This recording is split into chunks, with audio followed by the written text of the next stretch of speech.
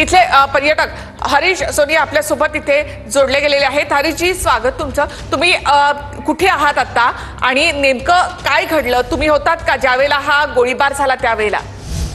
आम्ही पहलगाम वरून 30 किलोमीटर लांब चंदनवाडीला आईसलँड आहे, म्हणजे जिकडे अमरनाथ यात्रा सुरू होते त्याची गेट असते। जी हॅलो जी जी बोला तुम्ही। हा, तिकडे आईस आहे, म्हणजे तिकडे खूप पर्यटक लोक जाते। तिकडे आईसलँड आहे, तिकडे आईस मध्ये थोडी मजा करायला जाते।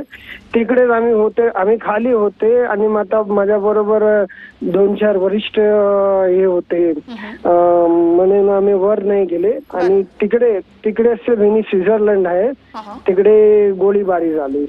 बरं, हरीशजी, जेव्हा तुम्ही गेलात त्यावेळेला साधारण किती पर्यटक त्या ठिकाणी होते? कमीत कमी 10,000 माणसं असते तिकडे। 10,000 लोक असतील। आता सध्या तुम्ही कुठे आहात? तुम्हाला काही तिथून दुसऱ्या ठिकाणी जायला सांगितलेलं आहे का, किंवा कुठे राहायला सांगितलं? नाही, आम्ही तिकडून गाडी घेऊन पळालो। नंतर डायरेक्ट सगळे दुकानवाल्यांनी स्वेटर बांधून बोलता भागो भागो। आम्ही तिकडून आमची गाडीला बसले, सरळ आमची हॉटेलमध्ये आले। मध्ये आर्मी वाले हे सगळे, आता पण आमची हॉटेलकडे पण आर्मी आले, त्यांनी चेकिंग केलं, विचारलं सगळ्याला कोण आहे, कुठून आले, सगळ्याला चेकिंग करून गेले। आणि आर्मीवाले आता राऊंड मारते रात्रीला पण, एवढी थंड आहे इकडे, आणि ते लोक राऊंड चालूच आहे त्यांच्या। बरं, ज्या ठिकाणी हा गोळीबार झालेला आहे तर तिथे तुम्ही गेला होता? नाही, आम्ही खाली होतो, ते तिकडून खाली होतं। जी, तुमच्यासोबत आणखी काही पर्यटक असतील? मिनी स्वित्झर्लंड ज्या ठिकाणी आपण म्हटलं जातं तिथे मोठ्या संख्येनं पर्यटक जात असतात, तर आपले महाराष्ट्रामधले काही पर्यटक तिथे गेलेले होते? हा, आमच्या ग्रुपमध्ये आम्ही 8 लोक होते। परत तिकडे पण होते खूप मराठी लोक पण होते, पण हे झालं जेव्हा गडबड तो सगळे पळाले आम्ही।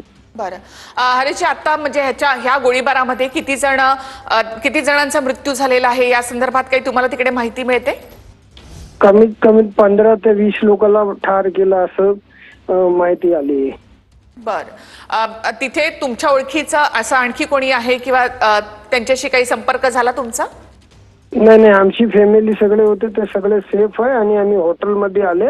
बाकी जे आमच्या बरोबर एक हरियाणाचा ग्रुप होते, ते श्रीनगरला पण आम्हाला भेटले होते, ते इकडे पण भेटले होते, पण त्याचा आमच्या काही संपर्क झाला नाही।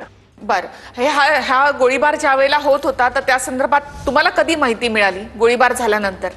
आम्ही तिकडे 1 तास होतो आईसलँड मध्ये, पण आमच्या बरोबर जे काका काकी होते, ते वरिष्ठ होते, ते त्याला थंड जास्त लागले म्हणून आम्ही चाय घ्यायला हॉटेलमध्ये आलो, आणि तिकडे सगळे हुल्लड झाला, अरे एन्काउंटर हो गया म्हणून सगळे स्वेटर वगैरे बंद झाले, तर आम्ही तुरंत तिकडून पळाला। तुम्ही तिथून पळाल्यानंतर आता तुम्हाला काय नेमक्या सूचना देण्यात आल्यात?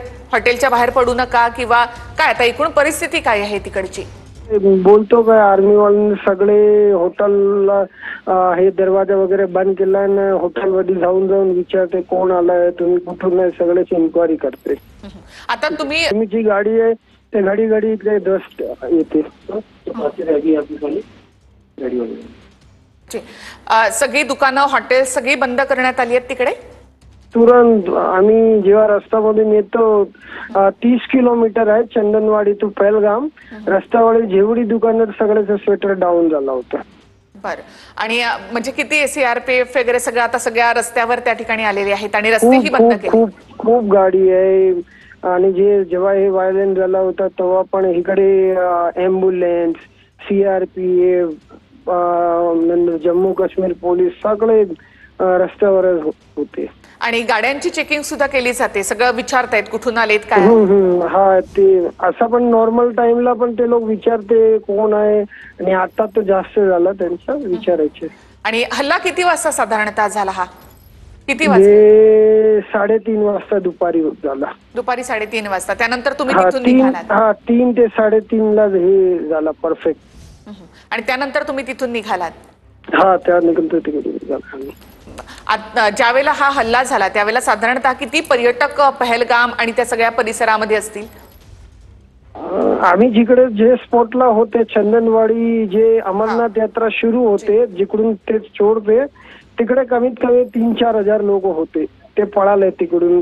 परत ते दुकानवाले होते, ते सगळे घोडावाले, ते सगळे तिकडून पळाले. नंतर ते आपला पिठ्ठूवाले सगळे पळाले तिकडून.